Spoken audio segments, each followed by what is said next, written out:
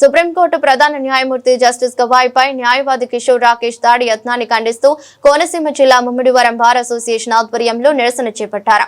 న్యాయ విలువలు దిగజారే విధంగా ప్రవర్తించిన షూ విసిరే ప్రయత్నం న్యాయమూర్తిపై జరిగిన దాడి మన న్యాయ వ్యవస్థ గౌరవంపైన రాజ్యాంగ స్ఫూర్తిపైన జరిగిన దాడిగా ప్రతి పౌరుడు భావించాలని శాస్త్రీయ దృక్పథాన్ని పెంపొందించాలని న్యాయవాదులు నినాదాలు చేశారు. ఈ సందర్భంగా బార్ అసోసియేషన్ ప్రెసిడెంట్ వడ్డీ నాగేశ్వరరావు మాట్లాడుతూ రాజ్యాంగాన్ని, న్యాయ వ్యవస్థ గౌరవాన్ని, ప్రజాస్వామ్యాన్ని కాపాడాల్సిన బాధ్యత చట్టాలపై ఉందన్నారు. కార్యక్రమంలో న్యాయవాదులు మఠపర్తి వెంకటేశ్వరరావు, తిరికోటి శాంతి సుధా, బీర ప్రసాద్ బాబు, ధోనిపాటి ఆంజనేయులు, మధుర త్రివిక్రమ, వరప్రసాదరావు, సిజివి రామారావు, గుత్తుల శ్రీనివాసరావు తదితరులు పాల్గొన్నారు.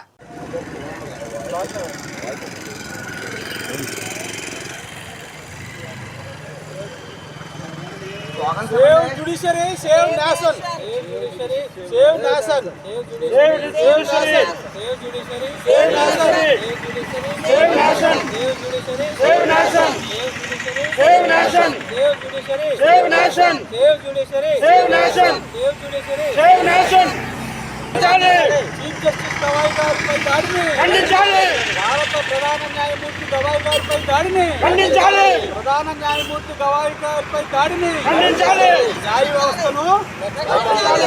వ్యవస్థను రక్షించాలి. రాజ్యాంగ విలువలను కాపాడాలి. రాజ్యాంగ విలువలను కాపాడాలి. రాజ్యాంగ విలువలను కాపాడాలి. శాస్త్రీయ దృక్పథాన్ని ఖండించాలి. పెంపొందించాలి. శాస్త్రీయ దృక్పథాన్ని పెంపొందించాలి. శాస్త్రీయ దృక్పథాన్ని కాపాడాలి. రాజ్యాంగ విలువలను సుప్రీంకోర్టు ప్రధాన న్యాయమూర్తి గవాయ్ గారిపై దాడిని సుప్రీంకోర్టు ప్రధాన న్యాయమూర్తి గవాయ్ గారిపై దాడిని సిజే గవాయ్ గారిపై దాడిని న్యాయ వ్యవస్థ విలువలను న్యూఢిల్లీలో మన సుప్రీంకోర్టులో హాలులో మొదటి హాలందు ప్రధాన న్యాయమూర్తి జస్టిస్ గవాయ్ గారి ఆధ్వర్యంలో జరుగుతున్న బెంచ్లో ఒక సీనియర్ మోస్ట్ న్యాయవాది, సనాతన ధర్మాన్ని పాటించే వ్యక్తి ఆయనపై షూ విసరడానికి ప్రయత్నిస్తే అక్కడ సెక్యూరిటీ సిబ్బంది, న్యాయవాదులు అడ్డుకుని ఆయన్ని క్రమశిక్షణ సరిగా bar council of India suspend చేయడం కూడా జరిగింది. అయినా గవాయ్ గారు కూడా బెంచ్ని ఎటు ఆపకుండా ఆయన పని ఆయన కానిచ్చారు. ఇలాంటి సంఘటనలు గత చరిత్రలో సుప్రీంకోర్టు హాల్లో జరగడం ఎప్పుడూ లేదు. కానీ జస్టిస్ గవాయ్ గారు శాస్త్రీయమైన ఆలోచనలతో కొన్ని కామెంట్లు చేసి ఉండొచ్చు. అది అశాస్త్రీయమైతే, అది రాజ్యాంగ విలువలకు వ్యతిరేకంగా ఉంటే they can proceed according to constitution.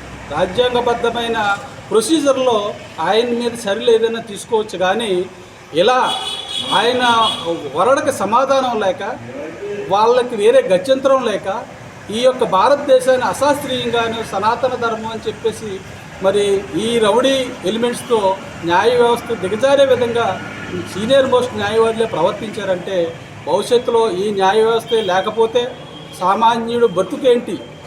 ఇప్పటికే చాలా అంధకారంగా ఉంది.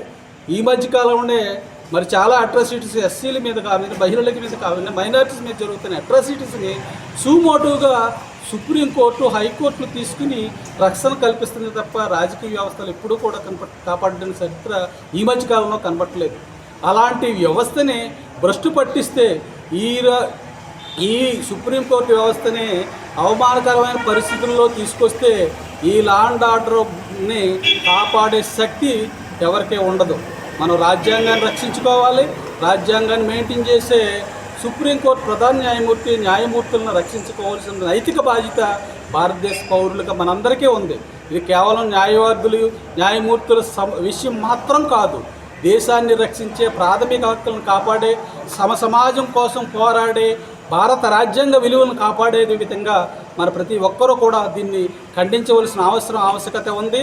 అతన్ని శిక్షించి, దేశద్రోహం కింద శిక్షించి అతను బార్ కౌన్సిల్ ఆఫ్ ఇండియా భవిష్యత్తులో అలాంటి వ్యక్తుల్ని తయారవకుండా ప్రివెంటివ్ మెజర్స్గా అశాస్త్రీయమైన వ్యక్తుల్ని ఈ పట్టాలు ఇచ్చే విధంగా న్యాయ వ్యవస్థను నిలకడగా నిబద్ధతగా ఉండే విధంగా తయారు చేయాలని ఈ పత్రిక ముఖంగా మేము తెలియజేసుకుంటున్నాం.